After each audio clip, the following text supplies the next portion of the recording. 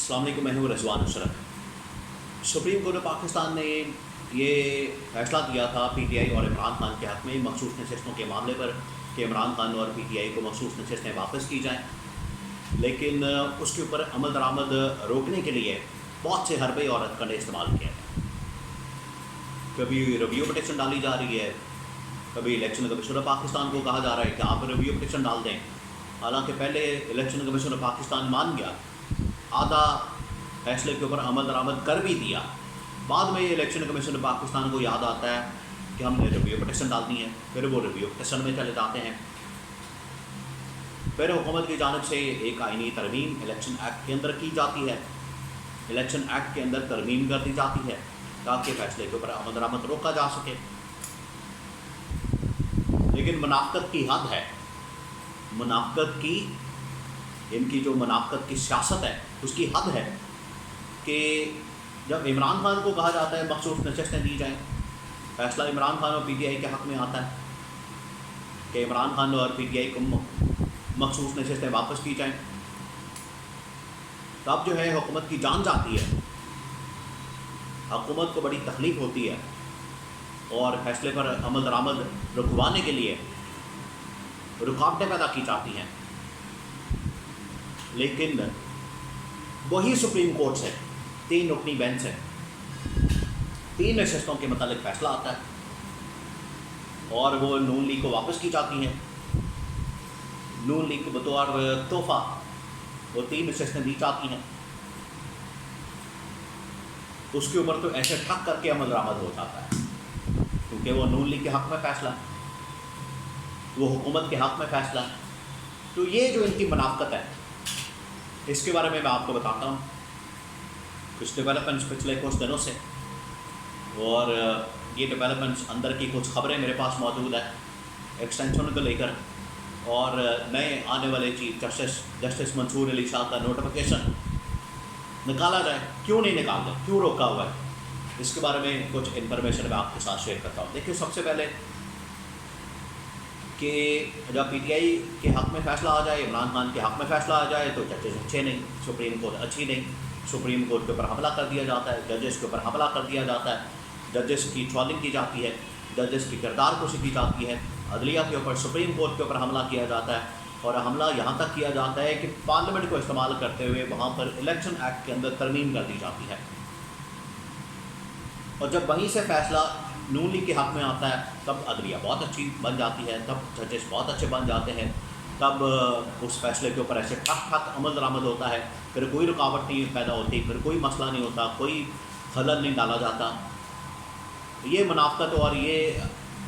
दोहरी पॉलिसी, ये double standard और इस किस्म की सियासत ये नून लीग को करनी आती है, और इसी वजह से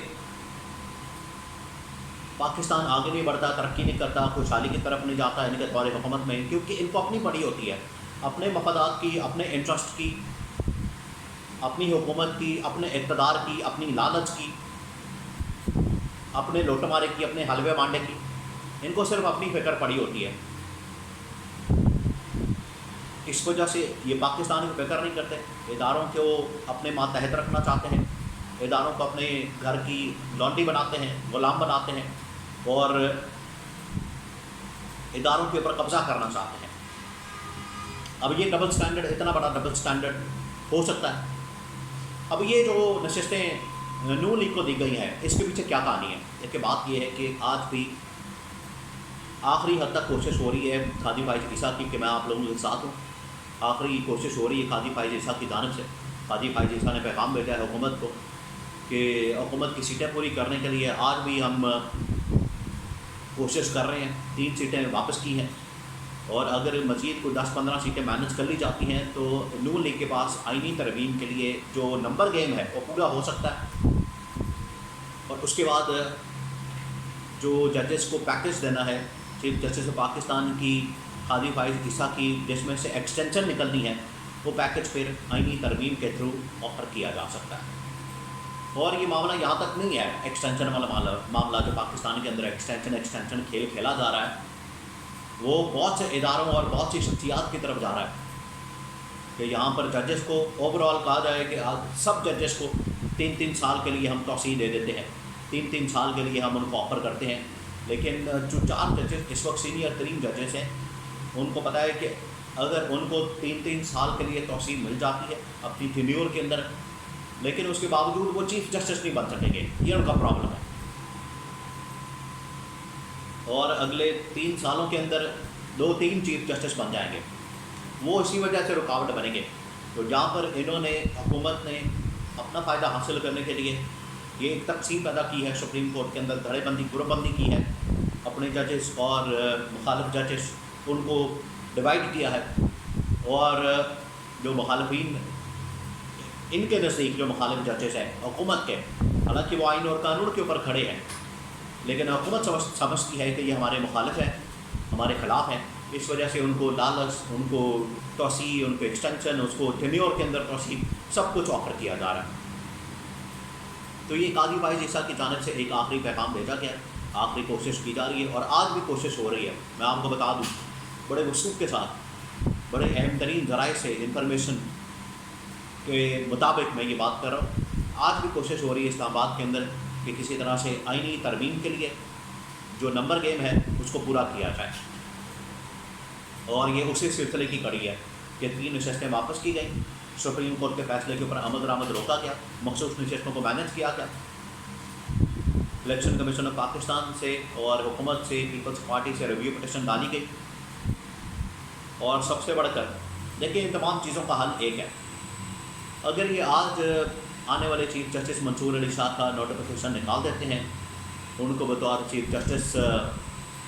ان کا نوٹیفیکیشن نکال کر، تو اس وقت جتنی افواہیں، خبریں یا رومرز یا مختلف کہانیاں، فلمیں چل رہی ہیں اسلام آباد کے اندر، وہ ساری دم توڑ جائے۔ حکومت والے صرف یہ کام کرتے ہیں۔ جب قاضی فائز عیسیٰ کو چیف جسٹس لگنا تھا تو تقریباً کو 90 دن پہلے، 3 مہینے پہلے نوٹیفیکیشن نکال دیا تھا حکومت نے۔ آج بھی نکالیں، ہمت کریں، لیکن نہیں نکالیں گے، آخری وقت تک ان کی کوشش ہوگی۔ اسٹیبلشمنٹ تو پیچھے ہٹ چکی ہے، اسٹیبلشمنٹ نے دیکھ لیا ہے قاضی فائز عیسیٰ اکثریت ہو چکے ہیں اندر کمیٹی کے اندر بھی، جو پریکٹس پروسیجر کے تحت کمیٹی بنتی ہے، جو کیسز کو لگاتی ہے کہ کس بینچ کے سامنے، کس کے سامنے کتنا بینچ بننا ہے، بڑا ہوگا چھوٹا ہوگا، اس کے سامنے کون سا کیس لگنا ہے، اس کمیٹی 3 رکنی کے اندر قاضی فائز عیسیٰ اکیلے، 2 ججز ایک طرف، اور جب 8-5 سے فیصلہ آیا اس میں 5 ججز میں قاضی فائز عیسیٰ اقلیت میں، اور اکثریت میں جسٹس منصور علی شاہ جو اپ کمنگ چیف جسٹس ہیں۔ تو اس وجہ سے اندازہ کیا جا سکتا ہے قاضی فائز عیسیٰ کے پاس سپورٹ نہیں، اسٹیبلشمنٹ بھی پیچھے ہٹ گئی ہے، لیکن قاضی فائز عیسیٰ آخری حد تک جا رہے ہیں کہ میں ابھی مزید مینجمنٹ کر سکتا ہوں، تو میری طرف نظر کرم کریں اور ایکسٹینشن کا کوئی راستہ بنایا جائے، جو کہ اب مشکل نظر آتا ہے۔